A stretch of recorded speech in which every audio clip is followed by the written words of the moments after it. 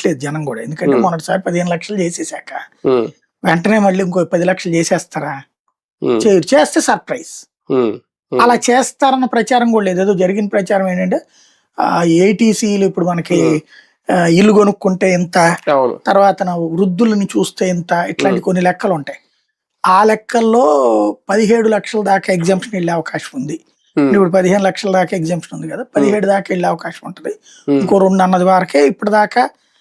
ఆ, ఏది ఇది దాని మీద మిడిల్ క్లాస్ పెద్ద విపరీతమైన హోప్స్ పెట్టుకోలేదు నాకు తెలిసి. ఉమ్, ఉమ్, అంటే ఓ మిడిల్ క్లాస్ వాడిగా నాకు నేనేం పెద్ద హోప్ ఏం లేదు నాకు. ఉమ్, ఓన్లీ ఇక ఇదివరకు ఏంటంటే నాకు బాగా గుర్తు, మా బంధువులందరిది షాపులు అయ్యి ఉంటాయి కాబట్టి ఇది వస్తున్నదంటే అవసరమైతే చుట్టాలందరి దగ్గర అప్పు తీసుకుని మరి ఉమ్, సిగరెట్ కార్టన్లు కొనిపడేసేవాళ్ళు.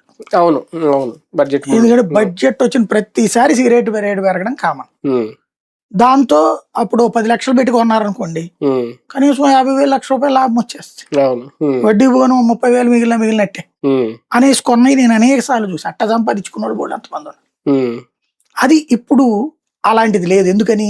ఉమ్, పన్నులన్నీ జిఎస్టీ బేస్డ్. అవును. జిఎస్టీ బేస్డ్ ఉన్నప్పుడు వీళ్ళు ఏమేస్తారు? ఇంకా ఉమ్, లేదు. ఉమ్, కాబట్టి ఇప్పుడు దీంట్లో పెద్ద బీభత్సమైన మార్పులు ఏముండవు. ప్రత్యేక అసలు కేటాయింపులు ఎదువరకటితో